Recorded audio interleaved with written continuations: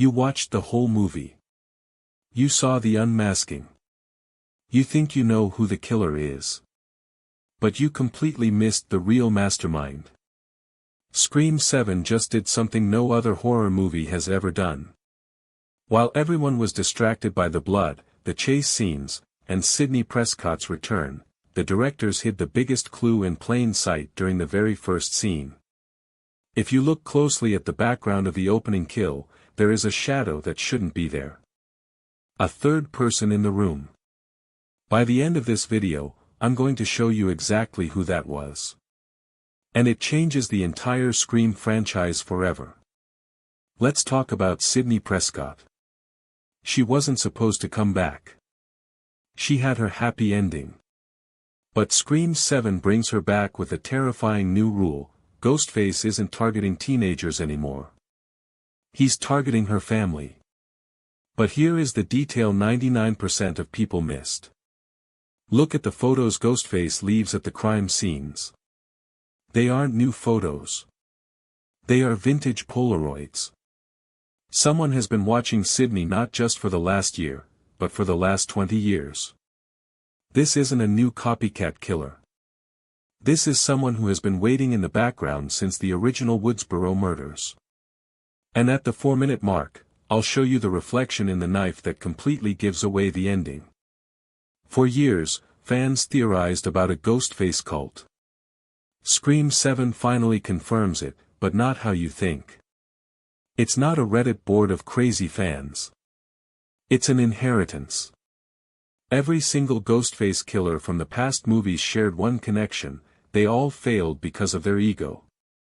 But this new Ghostface. Notice how they don't talk on the phone as much. They don't play trivia games. The opening kill wasn't a game, it was an execution. They are ruthlessly efficient.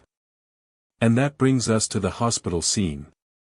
When Ghostface attacks in the elevator, count the knife strikes. 3 strikes. Exactly the same pattern used by Billy Loomis in 1996. It's a signature. But Billy is dead. So who is perfectly replicating a 30-year-old murder technique? Now, let's look at the biggest hidden detail in the entire movie. The kitchen chase scene. Ghostface raises the knife. The camera does an extreme close-up on the blade. If you pause the movie right here and brighten the screen, you don't see the victim's reflection. You see the killer's eyes behind the mask. Those eyes belong to a character we were told was safely in police custody on the other side of town. The movie literally shows us that the timeline is a lie. There aren't 2 killers this time. There are 3. The police timeline proves it. The murders are happening simultaneously in locations that are physically impossible for 2 people to cover. The third killer was manipulating the security cameras the entire time. Which brings us to the ending. The unmasking. When the mask comes off, it's meant to shock Sidney. But look at her reaction. She isn't surprised. She's devastated. Because the movie isn't about who is under the mask. It's about why. The killer doesn't give a grand speech. They don't want fame. They wanted to prove that trauma is a virus. That surviving Woodsboro doesn't make you a hero, it makes you a carrier.